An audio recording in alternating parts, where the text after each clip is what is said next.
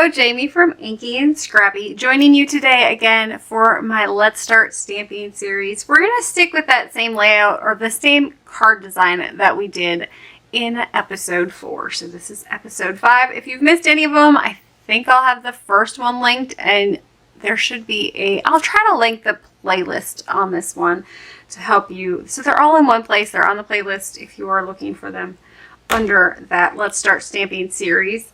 So today we're going to do alcohol markers, pretty sure. I will keep it simple again, trying to only do 1 marker blends, maybe 2 on a couple of things. We'll see how that one goes.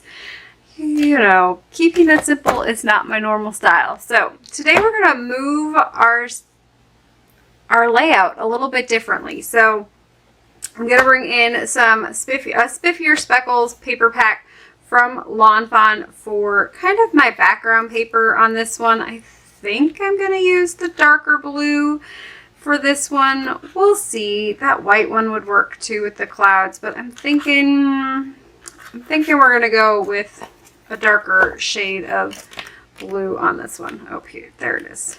It was there. I just saw it. So I think we're going to go with this one today. I'm going to pull that one out. I don't know exactly what I want to do for my sentiment strip down the side yet, so I'll think about that one while I'm creating. So I have this one pulled out. We will cut that one down to size. But let's talk about those the 3 little squares. I said in the last one it's just kind of a guide. It's kind of a placeholder there, and it doesn't have to necessarily be an actual square. So I think today we're going to kind of come in and play with it a little bit. I'm actually thinking we can go with this big cloud on the bottom. Granted, this isn't to size, so bear with that scaling there. And so I think we can go like here with this one. We're going to do the big cloud down on the bottom. I might have to flop my side depending upon, which is totally fine. Oh, no, this one should work. So I'm thinking my image here is going to be there. My one up here, I think I want to kind of tuck it over a little bit. I don't think I want all 3 of them. So I think it's going to go this way, and then maybe just a cloud up on top. We'll see.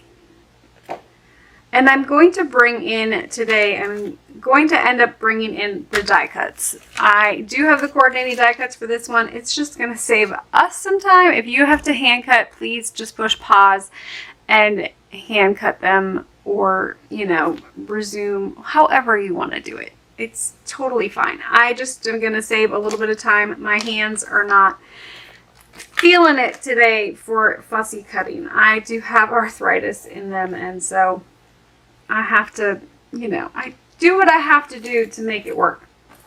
We're going to bring in that Bristol Smooth again, like we had talked in that startup video. My preferred coloring with alcohol markers is always going to be Express It Cardstock, but for this series, we're going to stick with the Bristol Smooth.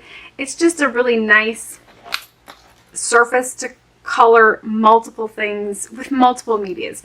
So if you don't have alcohol markers, you can definitely do the colored pencil on them. You can do watercolor pencil on them. You can do watercolors on them.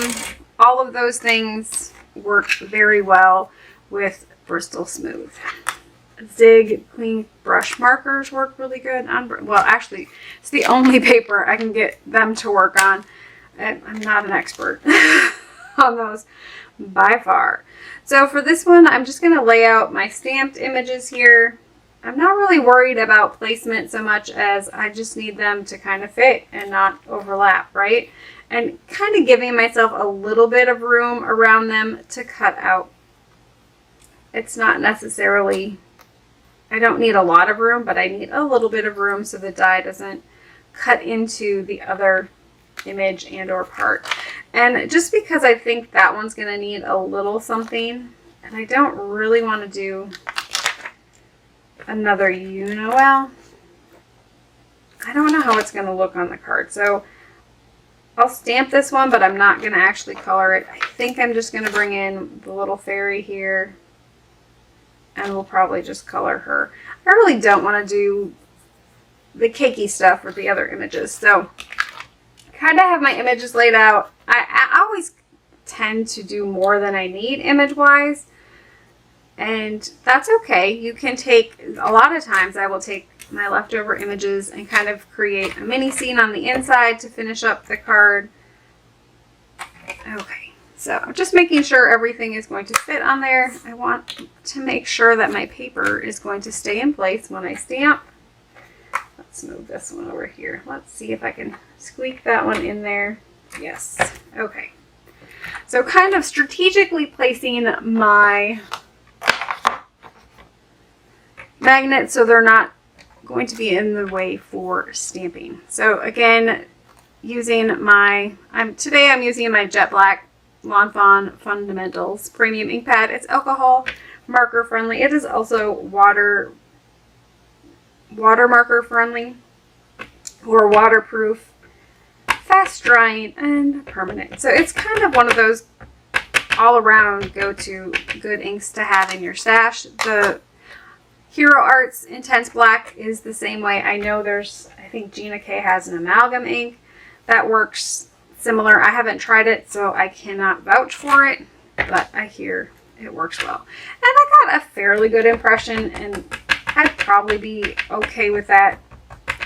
But, you know, let's make them. Since we're in the stamping platform, I will do them a second go. Just gives them a nice crisp black image. And then we can take them out, and we'll start by coloring those. So I kind of pulled out some colors that I thought would go well with the paper that I had out. These ones are all in my online, on my blog, Inky&Scrappy. There's a side note that kind of has all my Ohuhu marker blends. So I'm kind of going with these two colors. I think I have these ones pulled if I choose to go brown. And then for my blue, I went with the lighter tones in this one under there. So all of those are on the blog if you want to see them up close and personal. They're there. Let's see. Just me being indecisive. And I probably won't use everything that I have pulled today, but you know, it's always good to have options. Now let's talk about, I don't have a really light color of blue pulled, which, I mean, I could, but let's say I don't have one. So I'm going to use this B383, and see how dark it is? It's fairly dark. Let me zoom this in here. Okay, so it's fairly dark, and so to kind of cheat that, or to get it to lighten up, Ohuhu comes with a colorless blender. Copic has colorless blenders as well, so it's kind of the same premise and or basis. It's basically like, I don't know, kind of like it bleeds out the color a little bit. So I'm just gonna do some tip to tip. So tipping my darker onto my lighter, and then with that I can just kind of, and it's gonna start out fairly dark, and then it'll, as it leaves the marker tip, it's going to kind of bleed out and get a little bit lighter. Now, I did not heat set this. Technically, you don't have to heat set the Lawn Fawn ink. I will say that it does take a little bit more time to dry on the Bristol Smooth cardstock as opposed to the Express-It cardstock. And so if you are getting a little bit of smear on yours, maybe heat set it first with, or let it air dry for a good 10 minutes. Obviously, I'm not doing that today. Also, if you're only stamping it once and not multiple times, it's not going to have all the wetness and layers of ink that you get with that multiple stamping. And so keep that in mind as well.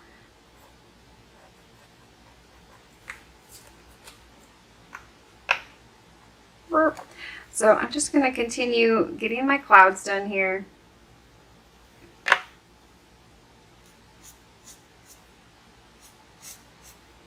Kind of trying to strategically use my marker in a way that, because it's starting dark and going light, right? So I kind of know that I want maybe a little bit more shadow down below here. I think my colorless blender is drying out. It might be an older one.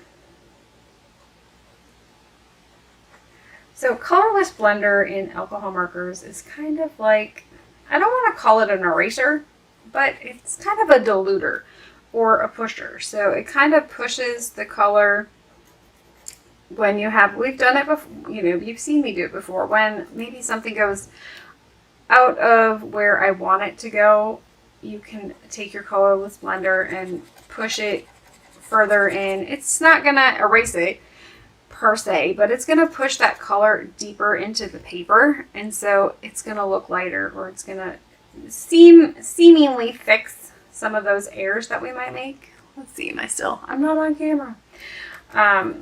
If that's something that you have a hard time with. So this one was a harsher line. I'm just gonna go over, I'll probably take the bigger end because I'm pretty sure my marker is getting a little bit on the drier side.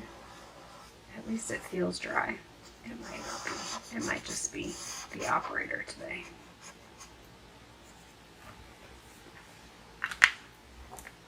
But this way I can kind of blend it. It's going to kind of push it a little bit back, dull it out a little bit per se.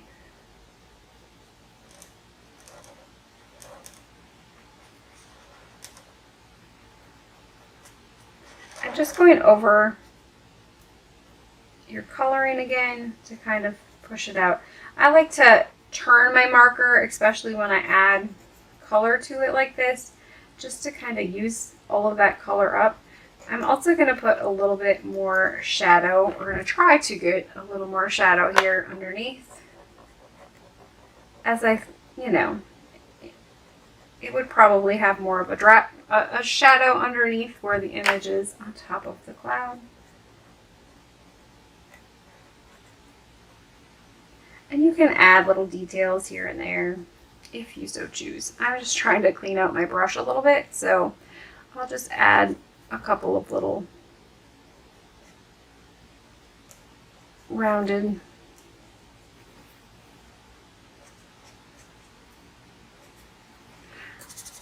and then scribble.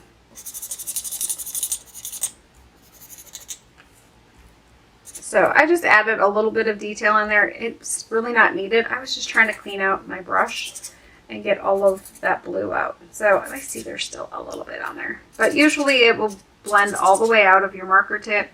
I'm not gonna mess around with it today just because, you know, time. So let's see, for my unicorns, I'm gonna keep my unicorns actually fairly, I think we're just gonna go with white ones today. I suppose I could do a brown. Should we do, let's do, the lady of indecision is here. I'll do a brown one, and then I'm going to bring in just a neutral gray. I'm just doing CG022 as, whoops, off camera, sorry. I forget I'm zoomed in. Okay, so CG022 is a neutral gray. It's just a really light gray. And so it helps make white unicorns, I guess, have some depth and dimension to them. Not that, you know, you could definitely just leave them white and go that route. So I just usually like to add where maybe there's going to be a shadow by the legs, underneath where it's sitting, probably on the cloud, and then under the chin area here. And I think we're good. And you can add some dot detail if you would so choose with that to give them a little bit of texture. It's not a lot, but it tends to help a little bit. So let's go in with the brown on this one. So I'm using Thin Persimmon 189 or E189.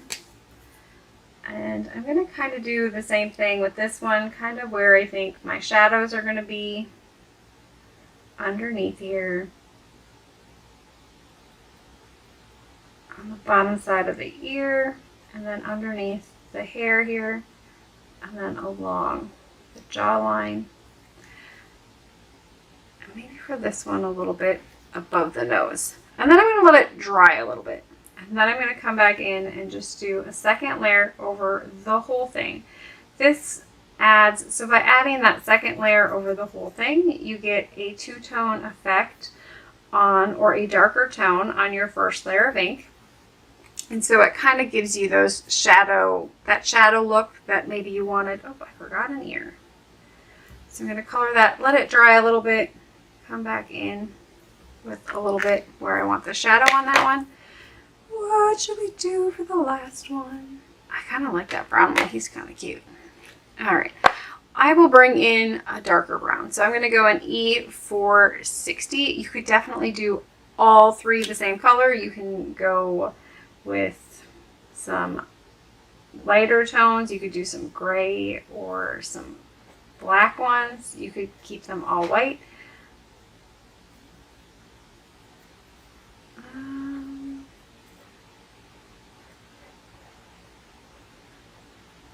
Putting in where I want my darker colors to be, or my shadows to be.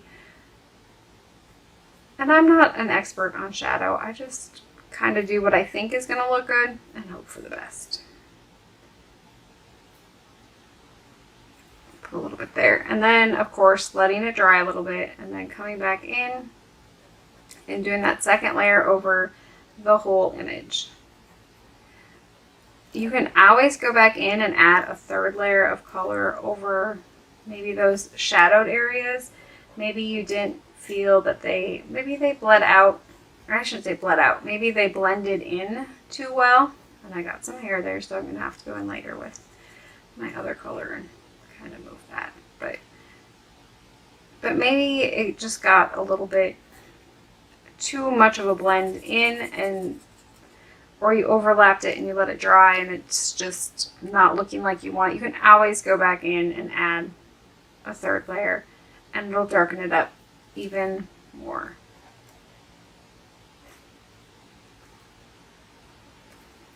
I always want to put them on their bum because it reminds me of My Little Ponies. I know.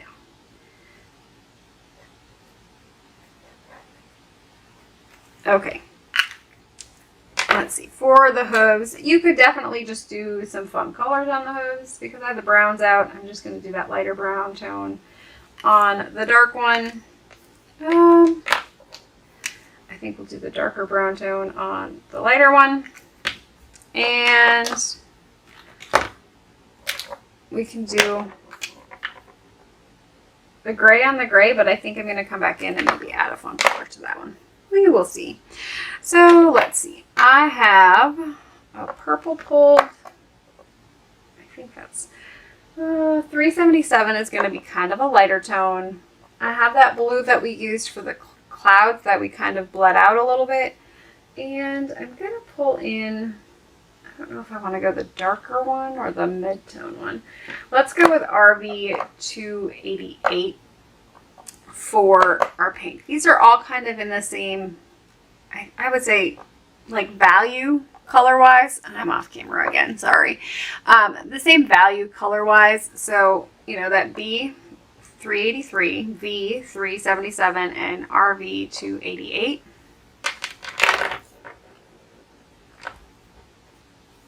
And so I'm just going to start with the pink and kind of start on the first one and go from there. I kind of do the same thing that I do with the rest of my images when I do these. I just kind of start coloring the one pink, and then I'm going to do that kind of all the way through.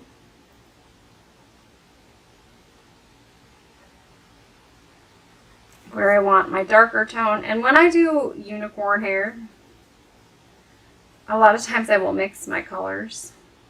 So maybe we'll mix this one. And we'll kind of do something fun with this one. So this one I'm just going to put my pinks on all of it. Kind of doing where I want the pink to be on that one. Are we still on camera? Okay. And then I'm going to do that again. I'm going to go in with my second, go over all of it.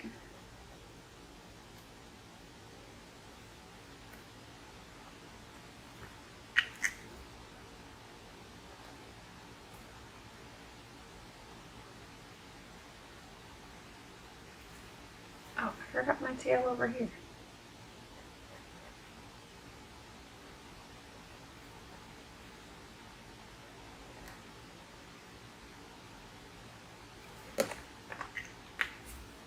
And then let's go in with the purple.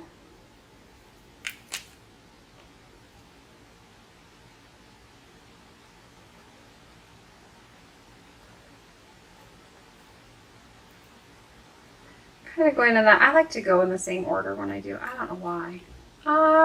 Do I want purple hair there? Or I'm going to go with the purple. I think the purple is going to cover up my oopsie brown there. Or yeah, my oopsie little bit of brown there a lot better than the blue. Probably would have done it too, but that was why I didn't go with the pink there. And let's do purple on the top of this one.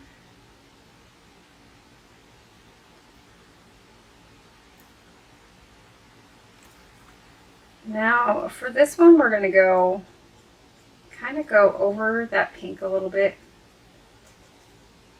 And we're going to do it on the other side too.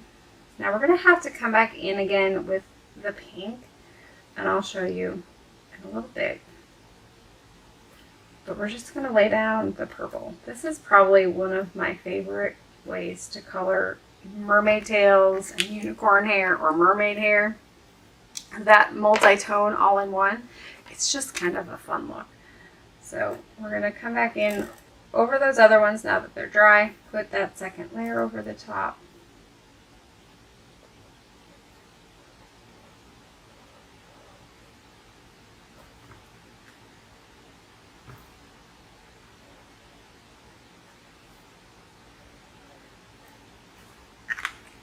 And then we're going to move on to the blue. So for the blue, we're just going to do the same thing that we did with the other ones.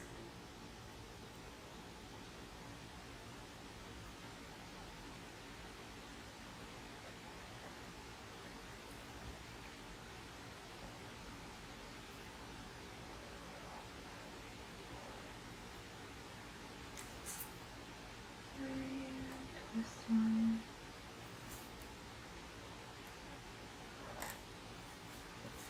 Okay, so now we're to this one, right? So I want to go over where my purple is just a teeny tiny bit with my blue.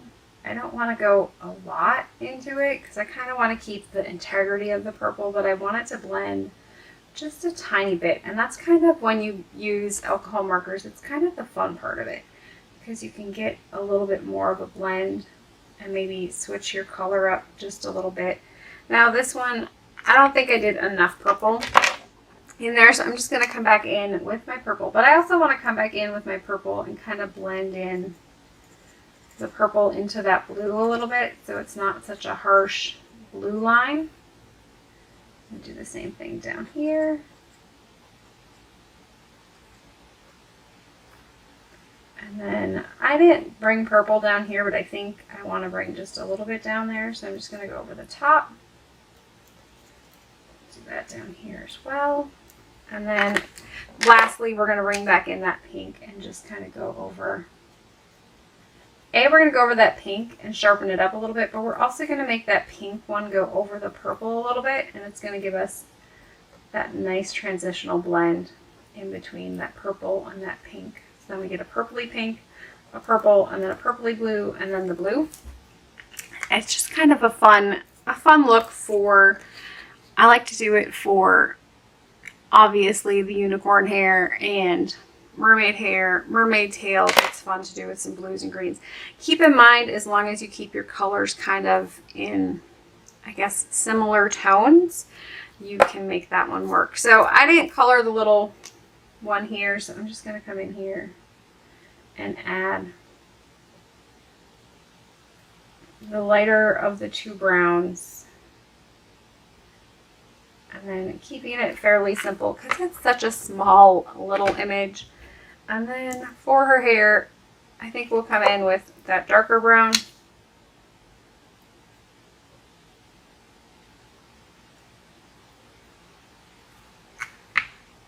And for her dress, let's do a purple one. And again, you can do the two-tone on this one. I do that quite a bit too, where you come in with your purple on the top and maybe the pink on the bottom, or the purple, or you could do pink on top and blue on the bottom and get purple in the middle. Would be a fun look too. So that's one that I do quite frequently as well. So you do the blue and you come back in with the pink. And then you get that bonus color in the middle, and it kind of gives you that fun, you know, you get 3 colors with really only 2 markers, which is a really fun look. So I still have the unicorns inside of the ears to do, and their horn, and then of course her wings. So let's just bring in that colorless blender again, and I'm gonna go, I think we're gonna go pink on the, let's do a light pink on, and I'm just gonna start it this way, kind of make sure that it's not too dark, and then just kind of do some of that tapping, make sure it's not too dark again, and then fill in that little ear so it gives it a little bit of a pink ear. You can do a little bit of a pink cheek if you want. Granted, the darker the color, the darker the pink you're going to want to go, just because it's going to kind of, it's going to be harder to see it. You might actually, I think we're going to want to go with a straight pink on the darker one's cheek, just because that the clear in this one is going to actually push that darker color out. And so if you think it got too dark, you can always tap it with your colorless blender. It'll lighten it up. You can also go over it again with your brown, and that'll help blend it in a little bit better. So let's go. I think it got a little bit too pink for me. So I'm going to do the lighter brown on the darker one. I think that's going to probably be a little bit better. Anyways, now we have her wings to do and the unicorn horn. So I'm going to do that with the purple, just kind of do, I want it to be a little bit lighter.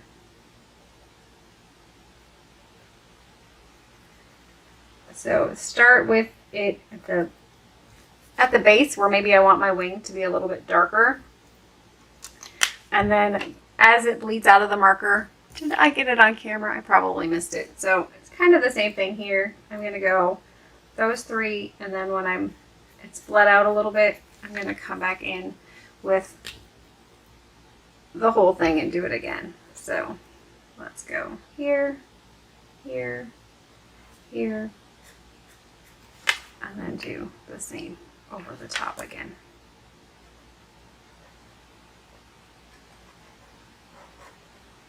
And I'm pretty sure we're going to come back in later and do some glitter on those. And I'm going to do the same thing with the hooves on this one, just to kind of make it, and that's usually what I do, is I make the hooves the same color as I make the horn. I just want to clean out my tip. Whoops. Put the right cap on the right marker. And so, we did a lighter one. Let me grab those. So those are the colors that we used today for all of our coloring. Wasn't too horrible. And yes, it took us a little bit of time. Okay, so we have everything colored and ready to go in that respect, right? So at this point, if you don't have, I just dropped stuff. If you don't have the dies, that's totally fine. You can start just cutting them out and go that route. Let me zoom back out here. I could have done that while we hit our half-hour mark. So here's hoping this one doesn't take too long. Okay. So I have my die cuts. I have them already snipped. They come snipped together, or they come all together, and so I've already snipped them apart. I need, where's that one? And the cloud. So I have all of my images colored and ready to go. Some people like to do the die cutting before they color. I like to do it after. It's totally personal preference. I do it after just because I like my images to be like stuck to something when I do the coloring, but you can definitely bring in like Avery L removable adhesive sheets and stick them on there. Somebody this week said like the sticky mats work well if you have a Cricut. Yeah, it's Cricut, right? Yeah. Or a Brother Scan and Cut mat, those types of things. You can get a cheap mat. I think that's about all I'm going to get per my one pass. Let's see. I shouldn't say I lost it. It's on my desk somewhere. It's the story of Janie's life. It's on my desk somewhere. Okay. We'll line up this one yet. I used it this week. That's why I can't find it. Okay.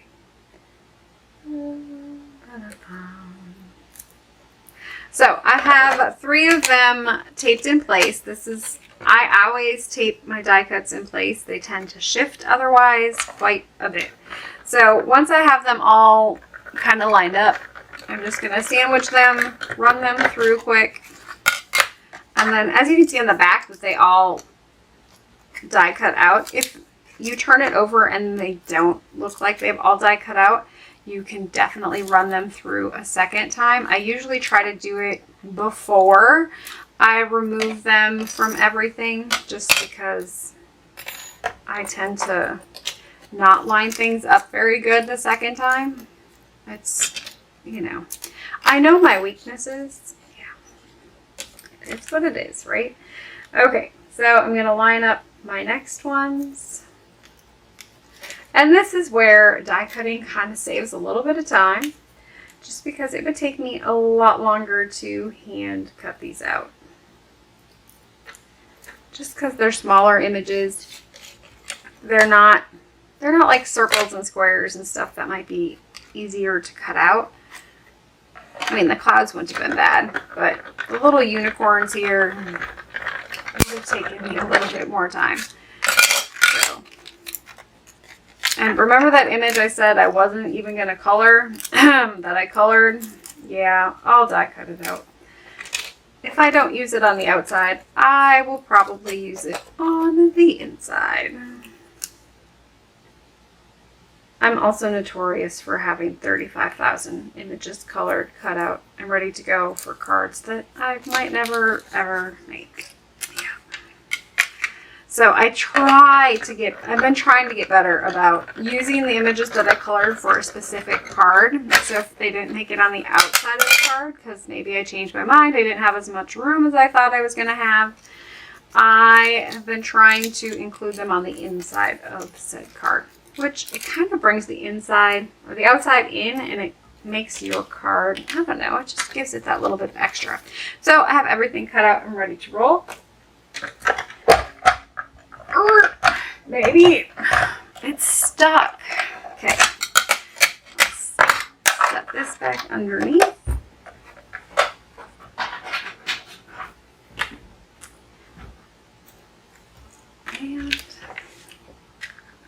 And if you're on the fence of die cuts and or the Brother Scan and Cut, I would go with Brother Scan and Cut. It's going to be more economical in the long run. It might be expensive now, but down the road, it's going to cost you less. I bought the dies before I was using my Brother Scan and Cut more, shall we say readily, or more. I decided I had to quit buying the dies, so I had forced myself. I love the look of die cuts, don't get me wrong. They leave a nice beveled edge onto them, and that's probably the biggest thing that I miss with the Brother Scan and Cut. So, alrighty, let's bring back in this one. We're going to bring this one in. I'm just going to use my tonic guillotine trimmer today just because the other one takes up way too much room on my desk and It's hard for you to see. It's hard for me to move everything. So I'm just going to use this one. So for this one, let's see. You know, you could cut it down to a 4 by 5 1/4 and give yourself a little bit of a border around it if you don't want to do a full, it kind of gives you a frame to work on if you so choose, but I'm going to do the full 4 1/4 by 5 1/2, which is your normal A2 card space. And this one comes with the gold speckles on it, which is kind of just fun. You don't need to have the special embossing equipment like to do your either a heat emboss or your like the glimmer machine emboss. I don't have the glimmer machine. I've decided I, you know, need to stop somewhere, right? Yes. Okay. So for this one, let's see. So we have this one here. Okay. So we're going with our pattern is here. And I kind of decided that I'm altering it a little bit, right? So I'm just going to bring in that cloud towards the bottom. I think this is how we set it up earlier. Don't get me wrong, because I don't remember. Okay, so here, did we have this one up here, or this one maybe over here? And I think we did this one. So they actually fit a lot better on here than they did on my little piece of paper, right? So I definitely could switch these ones around a little bit. Go this one here and this one here. He looks kind of big, doesn't he? But you could put him there. This one here.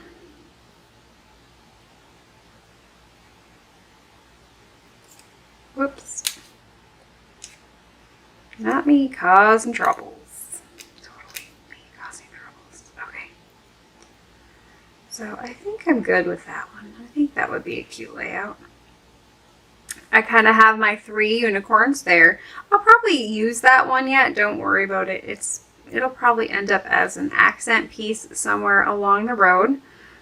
Okay. So I think we're good here. I think we're good. And we can bring this one all the way in if we so choose. That looks pretty good. Now we have to figure out what we're going to do with that sentiment, right? So let's bring back in my paper here. Well, yeah, let's stick with this one. And I think if we go with that lighter tone, I think it would be maybe enough.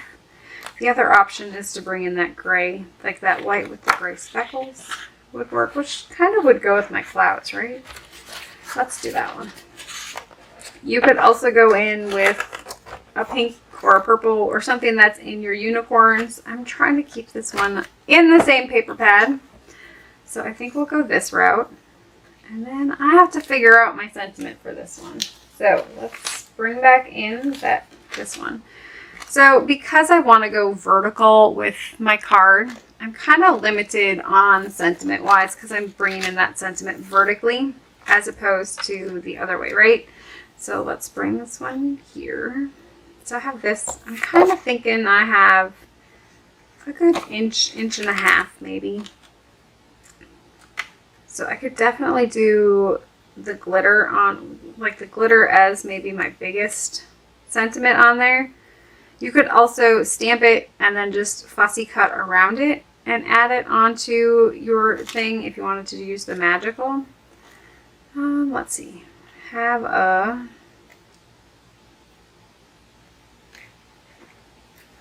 let's go this way. So let's do it that way. Let's bring in the magical. We're going to stamp that one separately. Have a magical day. Okay. So I think so my sentiment is going to kind of come down.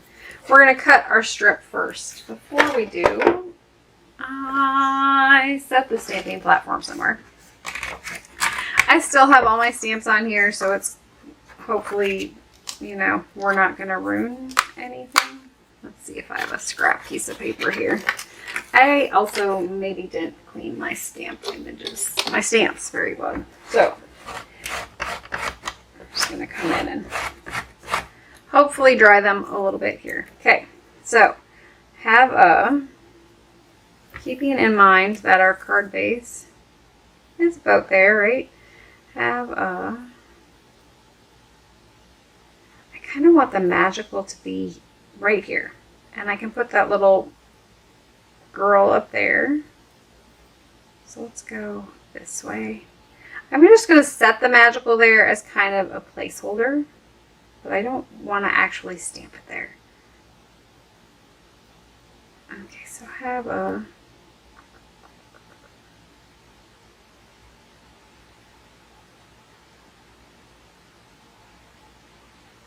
I'm just going to stamp that towards the bottom.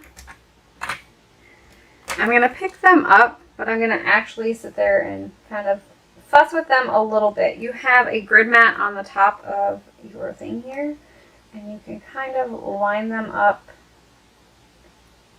Let's see, 1, 2, 1, 1-ish. I'm trying to get it so I have one there, a little less than one over there. So let's go here.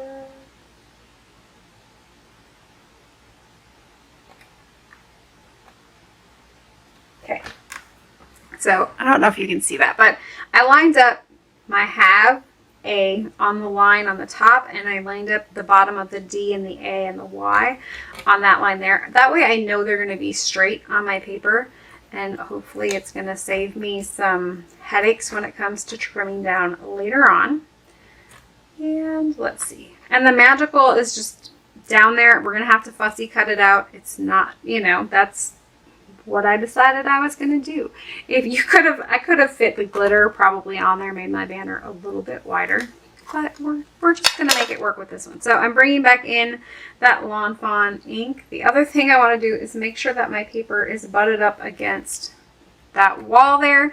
So it's going to be, even though I have it on my stamp platform properly, if my paper is not aligned right, it's not going to stamp in a straight line. Jamie, how do you know this? Well, you know, sometimes things happen, right? I think we're good. That magical kind of got a little wild there. Okay. And I have ink on my finger. I'm going to try to rub that off first and foremost. Okay. So now I'm going to bring in my scissors here and just kind of cut this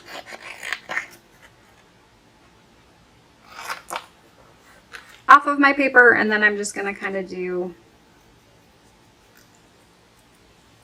kind of fussy cutting, just like we do an image, kind of trying to move my sentiment with,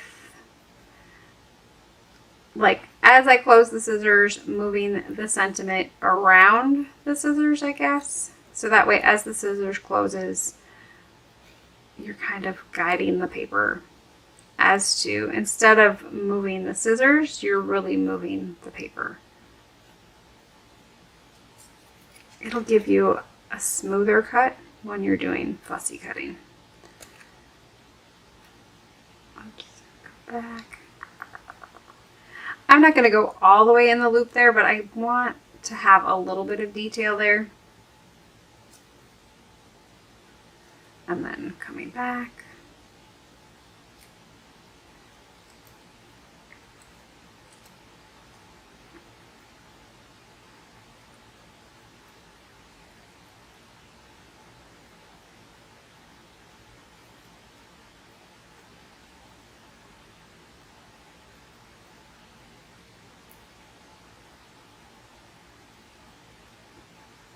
And you could have stamped the magical on a coordinating color paper if you wanted it to stick out a little bit more. That would look good.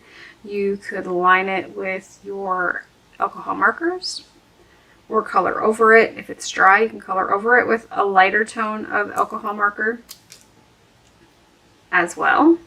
I was thinking about going up and into the M, but I don't think so. I think I like it like this. So I'm just going to round this one a little bit here. There we have magical. And so I just have that have a day yet, right? So I'm going to bring in my paper cutter again and kind of line it up I don't want it to be too thick. I don't want it to be too thin. But I kind of try to pay attention to where maybe my guide is on that A. It's going to give me a fairly good guide when cutting. So if I do the same on this one, I have like this little bump here is kind of where I lined that A up to. And so I'm going to try to do the same thing with that H, making sure that my paper is straight. Ooh, I was on the other side of that A. Okay.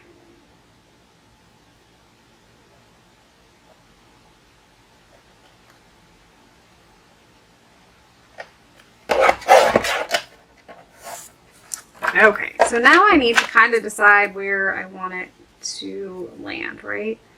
So kind of there. I'm going to leave it for right now. I'm going to glue everything down quick, and then we can do the final cuts on that banner. And I think the magical will go right there. I probably could have squished it a little bit better, but here we go. So for this one, I'm going to leave this one flat. We really haven't done a whole lot of dimension with foam tape. I just haven't done a lot of dimension with foam tape yet. But there's definitely some options when it comes to adding some foam tape to these types of things. Let's see here. Let me grab my Dollar Tree foam tape. So it's not the greatest foam tape, but it works. So I'm just going to add a little piece here, a little piece there. I'm going to cut this one a little bit.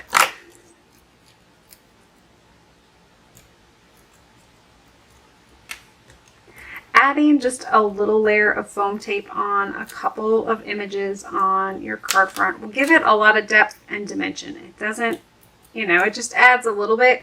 Granted, keep in mind if you are mailing them, it's probably going to be something that maybe you want to think about before you mail, because it is going to either cost you a little bit more, or it's going to be a little bit harder to mail. I think I'm going to actually glue this one down flat so he kind of looks like he's behind walking on the cloud, or she.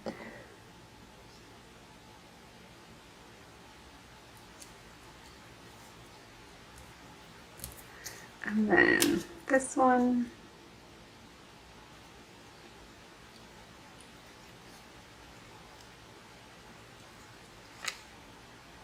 I think I'm going to glue this one onto the cloud base. So kind of figure out where I want it sitting on the cloud.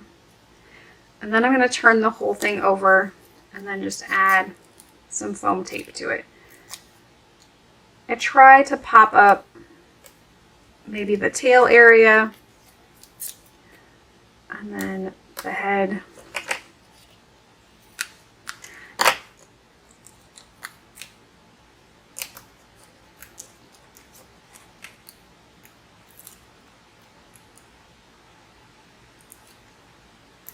Removing the backing.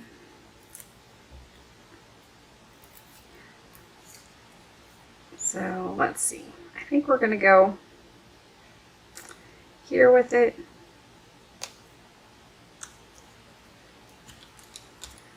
So we have our 3 squares, not squares. Okay, so now that I have that kind of placed, I can kind of figure out where I want this one to go. Now you could definitely pop up the magical on this one if you want. I'm just going to glue it onto my base piece here.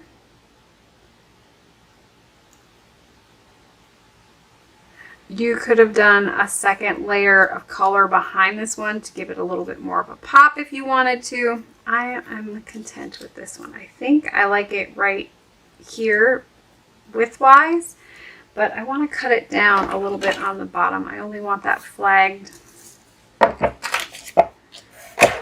part to be a little bit. So I'm going to sneak this one in here.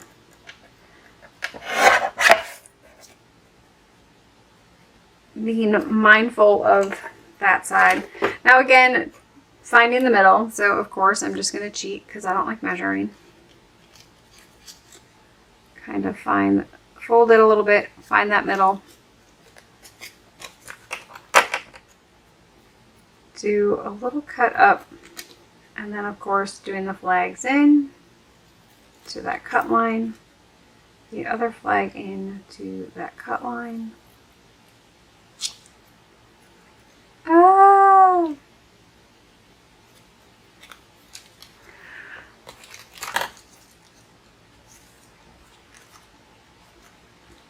And so now, because I don't have that top cut, I kind of have a little bit of playroom if I decided to go further up, further down.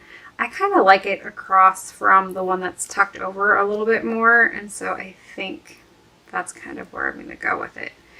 The other thing I could have done is not put this one down and kind of put that one overlapping it. That would have been a cute look as well. Whoops, I went way too far up with my glue. Okay, so I think I like it here. I'm trying to eyeball so I have about the same width. Oh, and I didn't.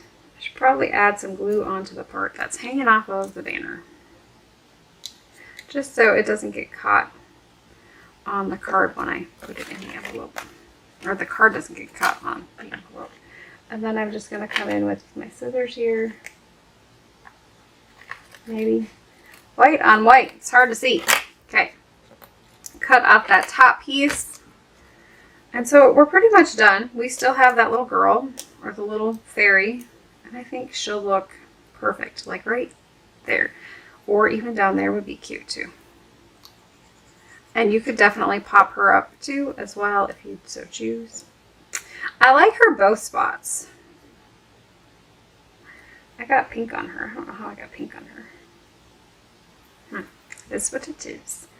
I'm going to put her down here. So either there or up on top would have been cute. Let's finish it off with some glitter. It wouldn't be Jamie if we didn't add a little bit of glitter, right? So we've talked about Stardust stickles being a staple to have kind of on hand. The other options you have are definitely like the Glimmer, the Spectrum Noir Sparkle pen, which is, it's really just a brush. We used it last time. I'm trying to think. The glitter pens work too, like the gel pens work as well. I'm gonna poop glitter everywhere. Okay, let's try this again. I'm gonna start on a scratch piece because obviously I had some air in the line. Okay, so I'm just gonna add a little bit of glitter to the horns here. You could definitely add a little bit to the hair if you wanted. I'm gonna come in on this one, and you don't need to put it very thick. You can spread it out. A little goes a very long way when it comes to the Stardust stickles. A thin layer is usually better. You don't want it to be too thick. It takes longer to dry. And then, of course, you stick your hand in it because that's how you roll. I'm going to add a little bit onto my cloud here. Just touching the bottoms just a little bit. And then, of course, the magical, I think, just needs a little bit of glitter. I didn't like necessarily trace the whole word. I'm just kind of filling in. I just put a very thin layer on, and then I'm not squeezing. I'm just spreading it with the tip so I don't have to put my finger in all the glitter. And there is our completed card front. So this one can get mounted on an A2 sized card base. And there is our completed card. So let's see here. Can you see the glitter? Yeah. So, you know, it's an easy way to get some sparkle on there without having to have all of the things. So I hope you enjoyed this one. You know, we're doing that same layout again and just kind of turning it, using shapes instead of those squares. And so you kind of get that same look yet, but with a different layout, a different take. And we're using the same stamp set again. So you can get a lot of mileage out of one stamp set, especially when you're looking at bigger stamp sets. So they definitely have a little bit more staying power. We didn't use any of the picnic elements to this one because this one is the Unicorn Picnic. So yeah, you could have definitely done picnicky stuff on there. you know, the sweets on there would have been really cute too. Don't feel I would definitely suggest getting a basic sentiment step for insides, even on the front. If that's something that you know, struggle with, those types of things are, I've gotten a couple of really good basic ones. So anyways, I hope you guys enjoyed this one, and we'll see you next Saturday. Bye.